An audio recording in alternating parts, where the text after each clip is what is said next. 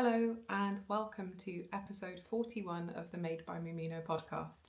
My name is Catherine and this is my little corner of the internet to talk about all the projects I'm working on knitting wise, any test knits, any irresponsible purchases, yarn shops and yarn festivals I've been to, that kind of thing. As very occasionally I talk about spinning and weaving, but it's mostly about knitting here. So yeah, a huge welcome to you if you're new here, and a very warm welcome back if you've been here before to listen to my wittering. As usual, I'm filming in a city called Mönchengladbach in Germany, where I live with my partner permanently, but I'm originally from Wales in the UK. I was born in Cardiff, but my family now live up in the Brecon Beacons of Anna Bracaniog, and I was lucky enough to go back there for a couple of weeks. Last week? Yeah, so we came back, about a week ago we came back. Oh, it was such a nice visit. We spent so much time seeing family and things. It was lovely.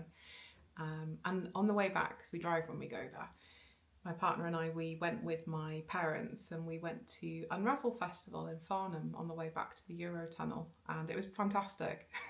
Really had a lot of fun. And at the end of this episode, there's a little tour of the festival and all the vendors, and I'll take you through some of the things I picked up there as well. I think I've been very restrained because I wanted to show you what I'd purchased there before I started using it, so everything is sitting in a bag waiting for me to show you. I haven't touched it yet, so yeah, been very restrained. Anyway, welcome. As you can see, this is a nitty rambly podcast and I do tend to go off on tangents quite a bit, but anyway, on focus, on track, and we'll start off with what I'm wearing. So grab yourself a cup of tea or whatever it is you want to drink, and yeah, enjoy. So yeah, today I'm wearing a sweater because it's starting to feel a little bit autumny. It's not the official start of autumn here in the Northern Hemisphere until I think the autumn equinox is on the 27th, on Monday. It's the official start of autumn next week. But I'm starting to feel a little bit autumny. The trees are already starting to turn a little bit yellow and things, but I think a lot of that is because we've had a really dry summer, so the trees are a little bit stressed. But I'm feeling kind of autumny, have the urge to make soup and wear sweaters. I must admit, I'm a summer person. I love the autumn and winter because I get to wear knitwear, but I don't like the short days so much. So it's all about focusing on the positives, lighting lots of candles, and yeah, enjoying making a whole variety of soups whilst knitting. Living the dream, right? Anyway, so yeah, today I'm wearing my Florence sweater. And I thought I would get this out to show you because I don't think I've worn it on here before. I finished it as a test knit for Eleanor Mortensen. I think it was at the beginning of the summer. So then it got too warm to wear it. So I thought I'd show you, and I've put up a little video here of me wearing it as well.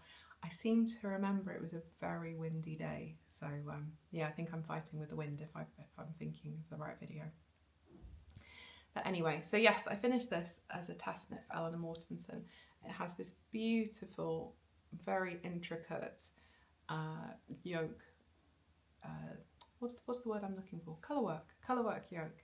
I've chosen to do mine in two different colours. So my main colour is Mondim, and my contrast colour is Castor Lace from the WE Yarn company, Held Double. I didn't quite get gauge for this with the yarns that I chose to use. The original yarns in the sample were slightly heavier, so I had to go down a needle size, and it also meant that with the size I chose to do, I ended up with 0 ease, verging on negative ease, I think, as you can see in the video. But I'm really happy with the fit. It's very comfortable to wear, so yeah, and it's soft enough to be next to my skin without being yeah, irritating or anything. So yeah, I really like this Mondim. It's the first time I've used it, and I would definitely use it again. It's got nice stitch definition. I haven't worn this sweater very much because of the weather, obviously, so I'll see how it stands up to the wear and tear of the winter, because I imagine I'm going to wear this quite a lot, particularly in the autumn now. So yeah, I used a 3.5mm needle, which is a US 4. As I said, I didn't quite get gauge. I think I was about 2 stitches out in a 10cm square, which makes quite a big difference over the circumference of a sweater. I knit the 5th size, and I have a bust that's around 120cm, 48 inches. Although I think I've put on a bit of weight, so it might be a bit more than that at the moment. We'll move on from that. It's fine. Yeah, so the original uses a 3.75mm needle, which is a US 5. So, and the gauge is 23 stitches by 29 rows in 10cm. So yeah, so mine came out a little bit different. So one of the consequences of that is the split for the sleeves should have happened about here in the original pattern, but I had to pretty much finish the colourwork yoke before I split for the sleeves. But yeah, I'm really happy with it. I think it looks gorgeous. This colour from Ross at the WE Yarn Company is glorious, and yeah, absolutely love it. I don't think there's anything else to say about this. All of Eleanor Mortenson's patterns are charted. They are reasonably easy to follow, quite simple, direct instructions, but they're not long patterns. There's not lots and lots of explanation. So some patterns, I'm thinking of designers like Andrea Mowry, the pattern for this might be 9 or 10 pages long with lots and lots of explanation, and you don't tend to get that so much with designers like Eleanor Mortenson. So as long as you're happy to Google how to do things if you're not sure, or follow the links that they often are often in the pattern to tutorials or whatever, then you'll be absolutely fine. But yeah, really enjoyed making this, and yeah, looking forward to wearing it now that the weather's going to be a bit cooler. One thing I forgot to mention about this sweater is that it's really size inclusive. It comes in 13 sizes from a bust circumference of 97 to 180 centimetres, which is about 38 inches to about 71 inches. So it's nice and size inclusive. And to be honest, I think you could really experiment with the type of yarn that you use. It would be suitable for any fingering weight yarn, and I think you could quite comfortably go up to a sport weight as well, as long as you gauge swatch to make sure that you're happy with it. Personally, for colour work, I like to go for a woolly wool because it just, I don't know what the word is, it kind of smushes. When you block it, it all kind of just sits nicely. But there's no reason why you couldn't use something else instead, as long as it's a good, you've got a good contrast of colour. Although I must say, actually, when I was knitting this, I couldn't see the contrast as much as I hoped I would, because there's a lot of this kind of brownish tone in the background of this castor lace. It was only after it was finished and it was blocked and it was sort of laying there as a whole that I could really see the colour definition.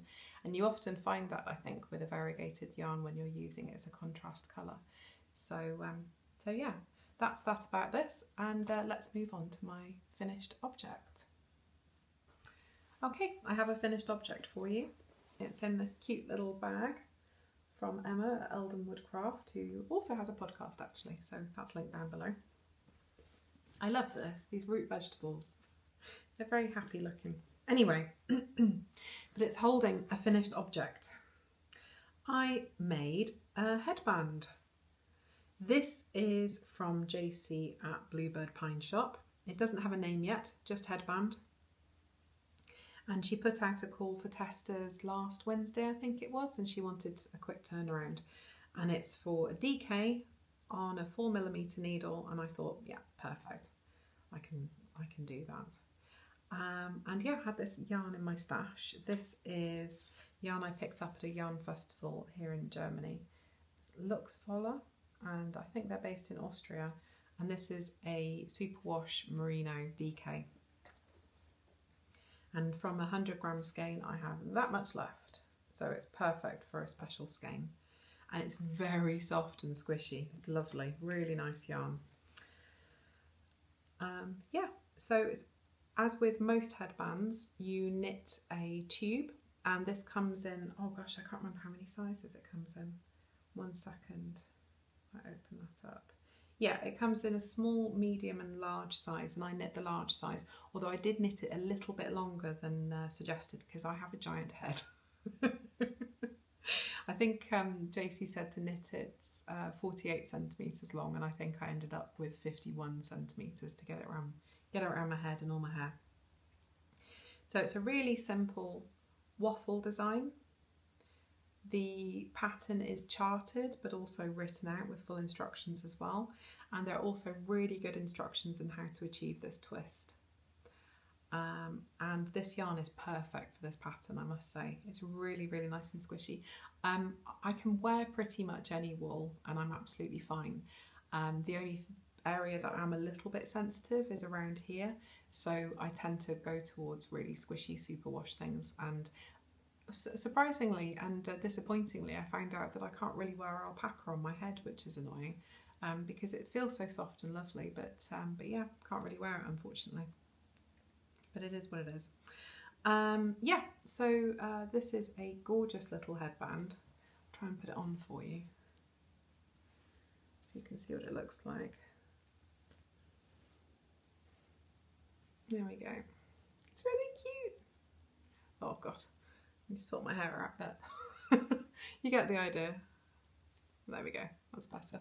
This little screen on here is so small I can't really see what I'm doing. But yeah, cute little headband. I've got too much hair. Yeah, so I'll take some proper photographs and things for this next week, but I finished it last night, so I thought I'd quickly show it to you today. But this pattern should be coming out relatively soon.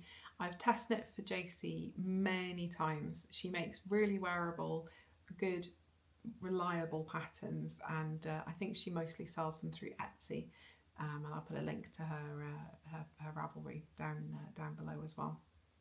But yeah, go and check it out, 'cause she does some gorgeous patterns.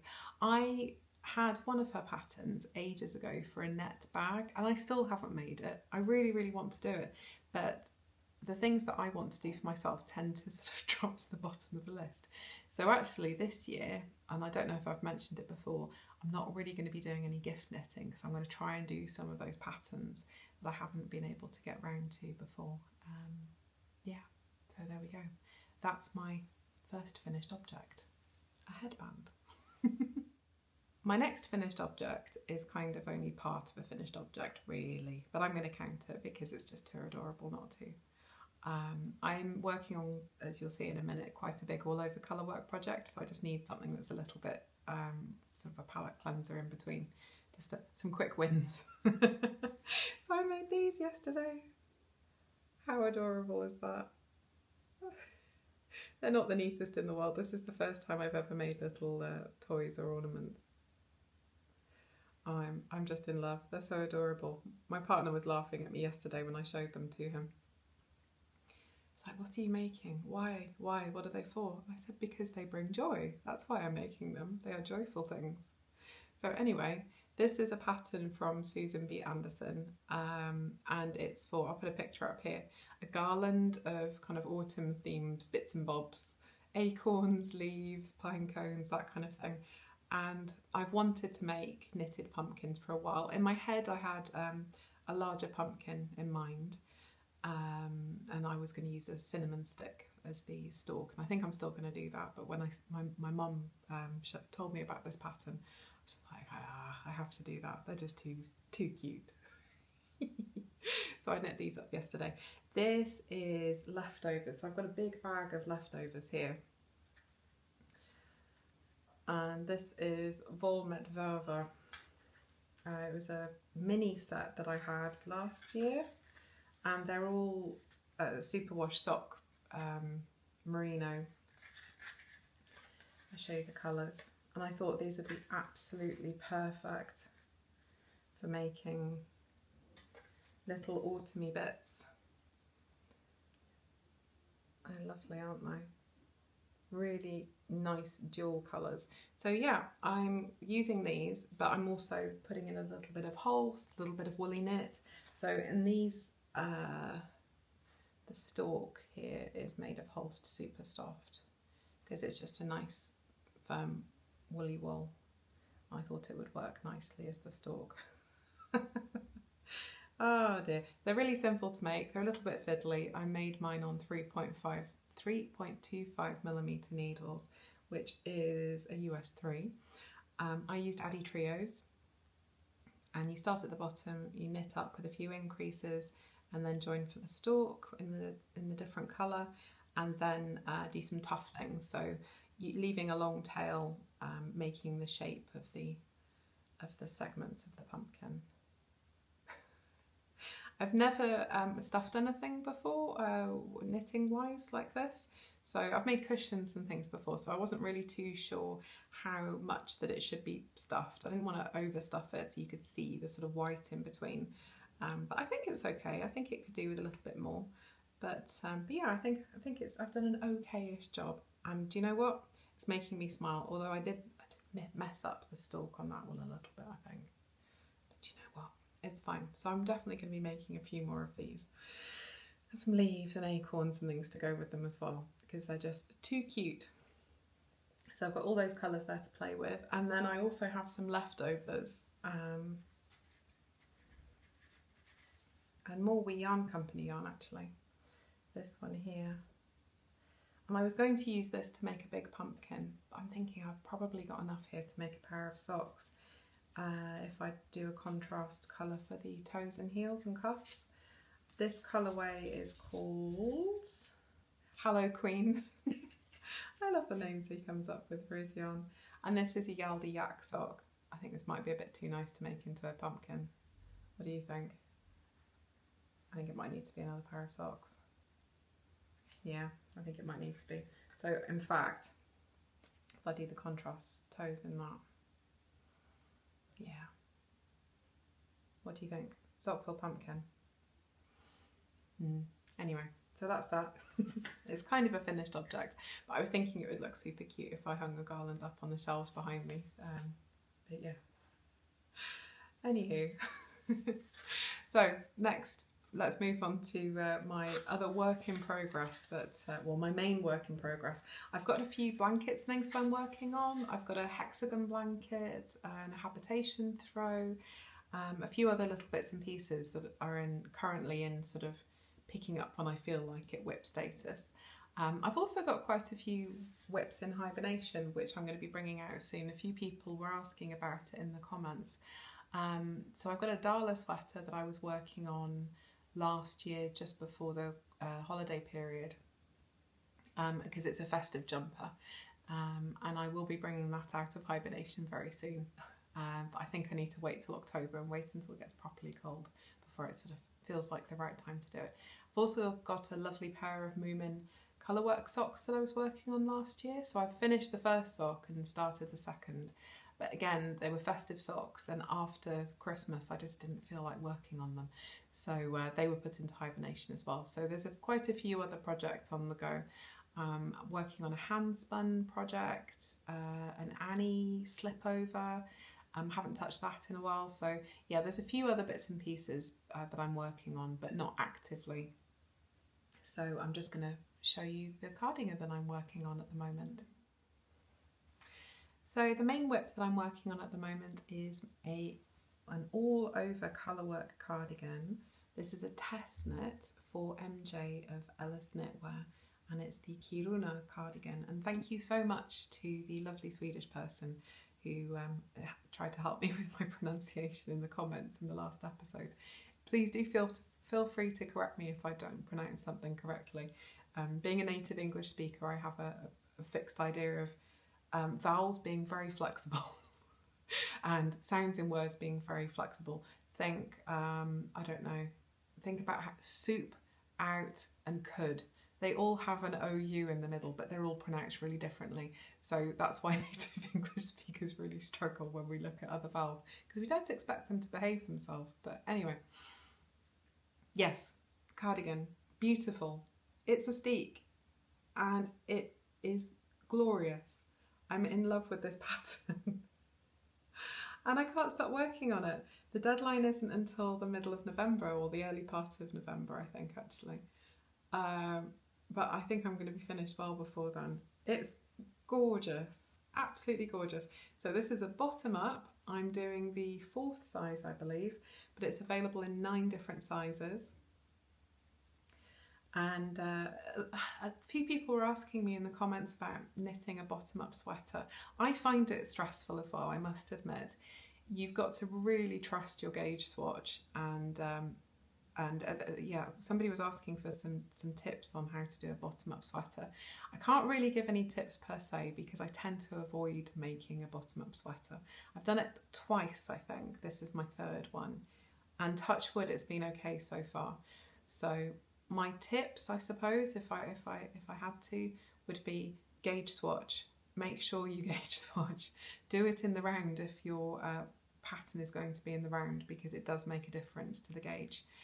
And also use another item of clothing that you know fits you well and you like the fit of it, and make sure that you stay true to that size. So that's what I've tried to do here, but it's still possible that it's going to be too tight around the bottom or whatever. So it is different to making a top-down sweater where you can constantly try it on. Another tip would be your cast on. So MJ didn't specify a particular cast on, but I've gone for something nice and stretchy. As you can see, this is an alternating cable cast on. Because it's a 1x1 rib, I wanted to try and mimic that down through the cast on as well, just to give you a little bit extra give, I suppose. But yeah, if you're knitting bottom up, make sure that you gauge swatch.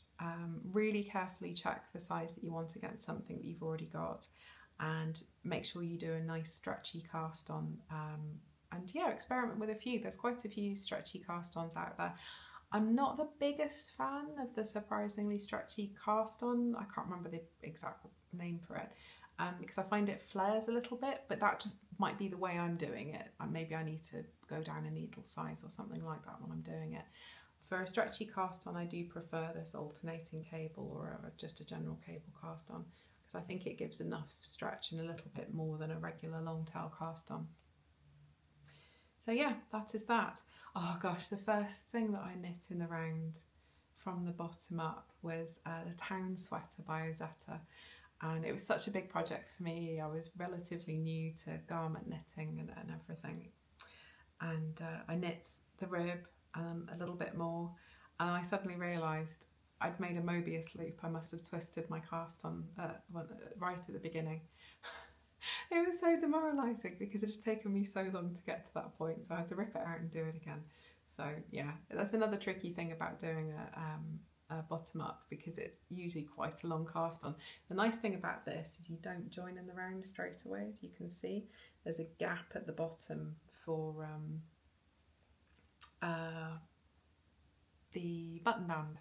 So yeah, that was nice actually. So you knit the rib and then you join in the round, so there's less possibility, I think anyway, of making an accidental Mobius loop.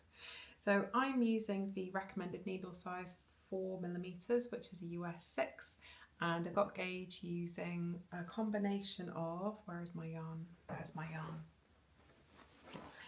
A combination of, oh yeah, movement bag. Where is it? Yeah, this is woolen twine, and this is a lovely mix of Shetland with Welsh wool. Yeah, Welsh Mountain DK. So this is kind of a natural black. That's gorgeous. And then I'm holding that with my contrast colour, which is Nellie and Eve Dale's 50/50, which is again a mix of British wool and plant dyed. So both two gorgeous, very special yarns. I hope I've got enough. I feel like I'm playing yarn chicken. I did my gauge, I did my maths. I should be okay, but I do feel like I'm going to be playing yarn chicken a little bit. So I do have a contingency plan, which I'll show you later. Yes, as I said before, this is available in 9 sizes. I'm doing the 4th size, and that should end up with about 135 centimetre circumference after the button band is added. So that should be okay. If it's not, I will find somebody to gift it to, but it should be okay. Yeah, I'm really happy with this so far, and this contrast of the pink with the brown colour is just, oh yeah, I'm really happy with this, really enjoying this knit. And yeah, watch this space, and I'm afraid you'll be seeing this quite a lot over the next few weeks, because it's going to take a while to work on this, obviously. It's going to be a very warm woolly cardigan. In fact, if I turn it inside out, I can show you my floats. There's not a lot of drape to it, and I'm seeing this as maybe a top layer instead of wearing a jacket. So there's my floats. I always think they look just as nice inside out. I do. I think they look just as nice inside out as the right way around. Maybe we should wear it with our floats showing when we do this kind of colour work. Anywho, so that's all I've got to talk to you about today in terms of projects. I've got loads of other WIPs and bags about the place. Some of them, as I said earlier, I'll be getting out again soon. And some of them are like long-term WIPs. As I've said many times before, blankets don't count. So yeah, that's all to talk to you about project-wise today. But I have loads of irresponsible purchases to show you and a little update on the Made by Mumino Thrifty Mail. I always forget to mention that the yarn that I was talking about for my last project, the cardigan project, Wool and Twine and Nellie and Eve, they both have podcasts too, so you should really go and check them out if you're interested in the yarn that they produce. So Wool and Twine is Hula, and she's up in Hamburg here in Germany, and Nellie and Eve is Helen, and she's based over in West Wales. And they both have really nice podcasts, and it's really interesting to see the sort of the behind the scenes of dyeing and making their products. So yeah, I've linked them down below. Oh, I forgot to say at the beginning, everything is linked down below. I put chapters in. A bit late for that now, really, isn't it? Oh well, never mind. I always forget something.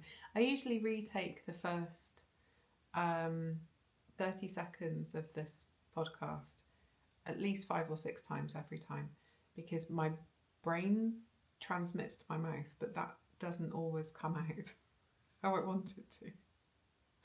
So, and I always forget something in the intro every time. So this time it was the chapters and links. Ah well. Anyway, I'm going to talk about the Thrifty Mail, which is just about to finish. The deadline for submissions is the 30th of September, and all the details about it are down below in the show notes. So the Thrifty Mail is just all about spending as little money as possible, finishing off old WIPs or working on old WIPs, using gifted patterns, using yarn that's been in the stash for ages, or gifted yarn, or whatever. And it doesn't even have to be knitting. It could be any project, any craft that you want, embroidery, rope making, I don't know, whatever you fancy. The point is just to spend as little money as possible. And there are 3 prizes, and the prizes consist of a pattern for each winner, very, very kindly donated by Nancy Wheeler, who also has a podcast. She's a Canadian sock designer, and I love her patterns. I've knit several of them, and they're just really, really nicely laid out, wonderfully described, and yeah. So that's Nancy Wheeler of Knits It Pappy. She's linked down below as well, and she's very kindly donated 3 patterns. So yeah, 1 for each of the winners. I also have 3 skeins of yarn. So this is some Valk. Oh, this is gorgeous. Alpaca, silk and cashmere. This is local to me yarn, made by a dyer here in Mönchengladbach, and this is a merino sock. And this is also locally dyed by the lovely owner of my local yarn shop, Iris, and this is on a 4-ply sock as well. So yeah, really nice. 3 different skeins of yarn there to send off to the 3 lucky winners. Iris also donated this cute little gauge set from Addy, so that'll be going to the first prize winner. And I also have, drop them, 1 second.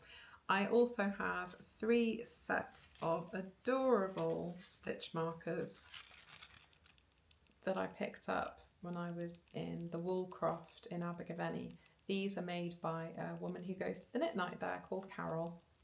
I thought they were adorable. Little sheep, little cats and little fruits. So there's 1 each of those as well to go to whoever wins the mail. So yeah, you've got until the end of the day on the 30th to enter. I'll do the draw before the next episode, so that'll be in the winners. Oh goodness, can't talk. The winners will be announced here in the podcast. So I never put it in the comments if you've won or anything. If you get any messages saying that you've won something, just ignore it. It's a bot. It's not me. I will only announce it here in the podcast. So yeah, fingers crossed and good luck. There have been so many entries on Ravelry, on Instagram, and a few via email to me as well. So it's been so nice seeing all of your creativity and submissions and things. So yeah, thank you so much to everybody who's entered so far, and there's still time to enter if you would like to win some lovely yarn. Okay, irresponsible purchases, and I'm afraid there are a few. So when my partner and I were booking our return trip from the UK, so we drive there and back usually. It's about a 12-hour trip from door to door, so it's quite a long day.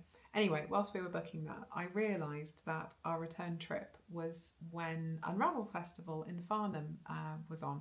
So we decided to break our journey there and spend the night in Farnham after going to a yarn show. Best decision ever. It's such a long day and a long journey normally. It's fine, I really enjoy a road trip, but it was lovely to be able to break up the journey. Plus, my parents came with us as well, which was great, in their own car, obviously. So we got to spend the day with my parents in the yarn show and have dinner with them and everything, and they stayed the night too in Farnham. It was great, we had such a good time. And there were loads of lovely people there. I had so many nice chats to other visitors there, and also to lots of vendors as well. Yeah, it was brilliant. Had a really, really nice time. And yes, I did buy quite a few bits and pieces. I do have regret for a few things I didn't buy as well, as you will see in the footage at the end. There was a lot going on and a lot to choose from. So the first vendor I bought something from was, and I'm so sorry, I'm probably going to say this wrong. I wrote down the pronunciation as I found it online, is Unkatchenbjerg. I think it means a little catkin or something in Irish Gaelic. If I just show you how it's written. And if any lovely Irish people are watching and you'd like to tell me how to pronounce that, I'd be very grateful. I don't really speak Welsh, but I know a bit of Welsh words and I know the basics of pronunciation in Welsh. And I often find that people who aren't British ask me, oh, it's similar to Gaelic and to Scots Gaelic and Irish Gaelic. But no, it's completely different. It's absolutely completely different. There's very little similarity whatsoever. So unfortunately, knowing a bit of Welsh doesn't really help me with Irish or Scots, but never mind. Anyway, from this lovely seller, who's the maker of the Sinister Cat patterns, I have this cute little badge. I have these amazing needle stoppers. How cute are they? I love cats, I really do. I just can't really have a cat in this apartment because the balcony's really, really open and I don't really want to have to cat proof it because it's nice that it's really open. But I do miss having a cat. I've had several in the past. But anyway. Also got these cute little snips.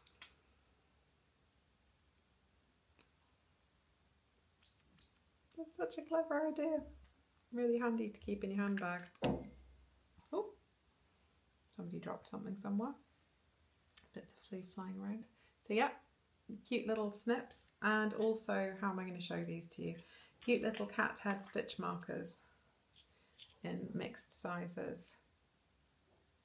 I'll take one out to show you.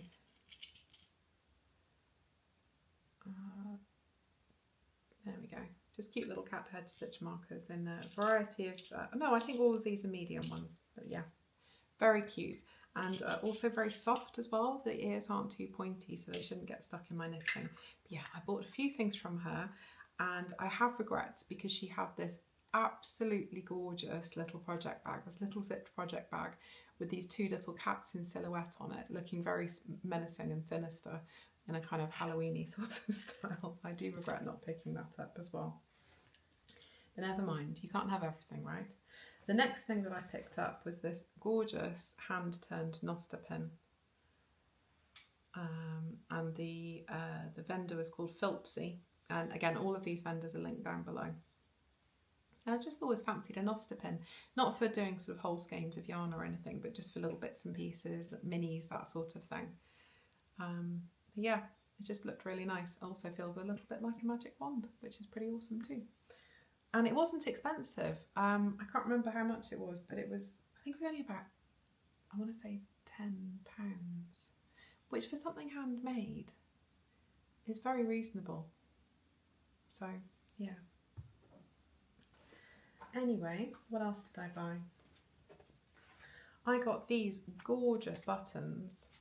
This is a new to me woodworker, Tom Dyson. I got 2 packets of these, and these are made with yew wood, and I love them. I'm thinking I might use this on my cardigan project. I think they would look really nice. But he had such a gorgeous array of different types of wood and different products that he's made out of them, but it was really interesting to see the way that the grain and the different sorts of wood worked in the buttons. Oh, really nice. So I got 2 sets of those. The next thing I got was from one of my favourite yarn dyers. This is Pigment and Ply, and I picked up 3 skeins of baby Surrey silk. This is 400 meters per 500 grams. That's 50 grams. 400 meters per 50 grams. Not sure what I'm going to do with this, but I really fell in love with the colour. It felt very dark and mysterious, but also there's so much possibility to pick up one of those colours in something. So I love holding a sort of a big box sock type yarn with really nice variegated mohair, variegated alpaca, because it just makes it just really, really elevates, I think, whatever you're working on. Yeah, so that's 3 skeins of that. It is so soft. It's really, really soft. I could have bought so much more from her, but I just can't afford it. So that's that. What else did I buy? Oh, I've been following this dyer for ages. This is Silly Little Sheep Yarns. She makes gorgeous, gorgeous, gorgeous pick and mix minis and micro mini sets as well. So you can build your own sets, build your own advent calendar, whatever. She has an Etsy shop and she just does a wonderful array of colours. I think she sells more in person than she does on her Etsy shop. But yeah, so I picked up a little set of minis. There's a definite sort of moody vibe going on here, isn't there? A little bit of an autumny feel. Not sure what I'm going to do with this, but really liked it. Might even save that for another colour work yoke or something. I also picked up this. This is from Madrigal Yarns. And this colourway is called Scary Spice. And this is a self-striping yarn and includes a little mini for contrasting toes, heels and cuffs. And this is what I was desperate to cast on. I really, really, really want to make a cute little pair of socks out of this. So now that I've shown it to you, I can get it out and I can cake it up and I can have some fun making some socks with that. So yes, my autumn socks in the making. It's very soft and squishy. This stall was lovely. The vendor had a wonderful variety of different colours and things, lots of really interesting colourways, lots of self-striping yarn as well, which is really fun. I used self-striping yarn for the first time, I think it was for my Advent socks last year, and that was from the Cozy Knitter in Canada. And I loved it. The socks, even if it's just a vanilla pair, they just motor along quite happily because they're constantly changing and you're thinking, oh, what's the next stripe? What's the next colour? I really enjoyed it. So I thought, yeah, self-striping socks, that's for me. I think Kelly at Lay Family Yarn has also done some self-striping yarn as well. So I'm going to need to check that out next time I see her too. So yeah, I mentioned earlier that I'm worried about playing yarn chicken in that cardigan, so I picked up some of this. Now, it doesn't have a label because Helen from Lily and Eve took it out of a set. But this is 100% Shetland, it's 4-ply, it's undyed, and it's a very, very, very good match for the dark brown that I'm using in my cardigan. and I think that I will keep this in reserve just in case I need it for the button band and the cuffs of my project. I shouldn't need it, but just in case, it makes me feel better to have this. If I don't need to use it for the project, that's absolutely fine, because I've got a lovely 100% Shetland skein of yarn that I can do something else with, so that doesn't bother me in the slightest. Yeah, I got that. Her stall was so lovely. She had so many lovely samples of different jumpers and things. They were gorgeous. It was so difficult not to walk away with a sweater quantity of yarn from her, but I just couldn't justify it, not this time. So yeah, next time maybe. Okay, is that it? No, there's, oh, I bought a little shawl pin. This was a lovely stall, and I was chatting to the owner, and she was just so sweet. And she's really into making her own clothes as well. So we were talking about merchants and mills and different fabrics and stuff, and she was just really lovely. Her name is Jo Hunter. Again, it's linked down below, and she makes these gorgeous shawl pins, but also loads of buttons and jewellery, other bits and pieces. And yeah, looking forward to wearing this. It's going to go really nicely with some of my sort of beigey coloured and grey shawls. So yeah, looking forward to wearing that. It's really pretty. Also thinking it would probably be okay in airports as well, because it's a wooden pin, but we shall see. I think that's it, other than some fibre. Yeah, that's it. So I also picked up some fibre, and this is from the Little Grey Girl. And this is BFL and silk, 100 grams. I just really like the colour. Also, I found that I love spinning with BFL silk. It's just a really nice mix for me, and I find that it's, I think it's going to work really well for weaving as well. So I just love the colours in this, really delicate. Yeah, I saw that and I did fall in love a little bit, so I picked that up as well. But I think that's about it actually. I don't think I bought anything else. No, I don't think I did. I was a lot better than I thought I was. I had so much fun. So yesterday, whenever I'm doing one of these, one of my episodes, I go through all of the footage and I go through everything I need to sort of prep for the episode on the Sunday afternoon. And it was so lovely going through the footage for Unravel, because it brought back all these lovely memories of nice conversations that I have had with people, good decisions about walking away from yarn, that kind of thing, bad decisions about walking away from yarn. But it was a lovely day out. Yeah, I would definitely recommend Unravel Festival. It's in an old maltings building, so it's not in a big room, it's in lots of little rooms. And as somebody who suffers from anxiety a little bit and has some issues with, you know, panic attacks and stuff, I must admit when I first walked in it was a little bit overwhelming, because it wasn't clear where you needed to go. It wasn't like this way is the route or whatever. It was sort of quite disjointed, and you go in here but then you come back to that point and then go into a different place or upstairs or whatever. But the people who were working there were incredibly helpful. You know, I said, where do I go? What do I do? And yeah, they were really nice and very helpful. Yeah, I do definitely recommend it. But I do prefer the festivals that are in bigger spaces, if I'm honest. But it was lovely to see so many dyers and makers that I've never come across before, or I've heard of but not actually seen their stuff. So yeah, it was a really, really nice experience, and I hope you enjoy the footage.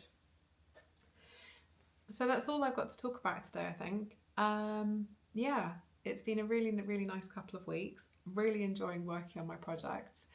I'm probably going to knit a couple more pumpkins this afternoon, if I'm honest. They're just making me laugh. So yeah, that's that. Yeah, thank you for joining me again for however long this episode is going to be. And yeah, I wish you a really, really lovely week, and I'll see you again next time, where we will be announcing the winners of the Thrifty Mail. So take care and have a lovely crafty week. Bye.